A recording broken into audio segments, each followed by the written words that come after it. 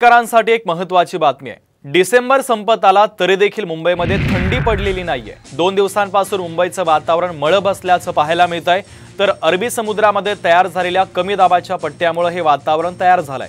मात्र मुंबईकरांना थंडीसाठी आणखीन काही दिवस आता वाट पाहावी लागणार आहे। मुंबईकरांसाठीची महत्त्वाची अपडेट आपण पाहतोय। डिसेंबर संपत आलाय तरीही मुंबईमध्ये थंडी पडलेली नाहीये।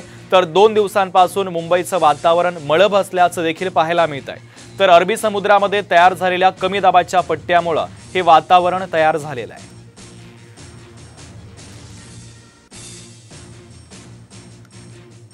दरम्यान येथील आढावा घेतला आमचे प्रतिनिधी सूरज सावंत यांनी। पाहूयात।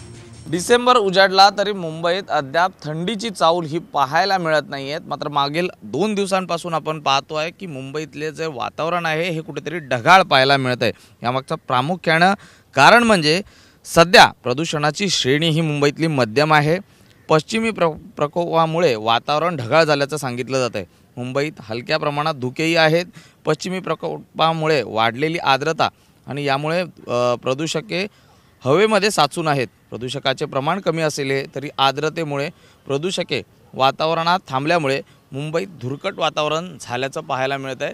तर दुसरीकडे अरबी समुद्रात देखील कमी दाबाचा पट्टा तयार झाल्यामुळे कुठेतरी ही धुरके या ठिकाणी आपल्याला पाहायला मिळत आहेत। आपण पाहू शकता की मुंबईच्या मरीन ड्राइव्ह परिसरात अवघ्या काही अंतरावर असलेल्या इमारती देखील धुरकट पाहायला मिळत आहेत। डिसेंबर महिना उलटला की मुंबईत हलक्या थंडी ही पाहायला मिळते। मात्र याच थंडीसाठी आता आणखी काही काळ वाट पाहावी लागेल असं प्रदूषण महामंडळाचं सांगणं आहे। रोहित शिगवणसह मी सूरज सावंत, साम टीव्ही न्यूज, मुंबई। तर मुंबईकरांना आता थंडीची वाट पाहावी लागणार आहे। मुंबईकरांना थंडीची वाट पाहावी लागणार असल्याची महत्त्वाची अपडेट आपण पाहतोय। राज्यामध्ये अनेक ठिकाणी सध्या थंडी पडलेली आहे, मात्र मुंबईमध्ये अद्यापही थंडी जाणवत नाहीये। तर अरबी समुद्रामध्ये कमी दाबाचा पट्टा निर्माण झाला आणि याचा परिणाम मुंबईच्या थंडीवर होत असल्याचं पाहायला मिळत आहे।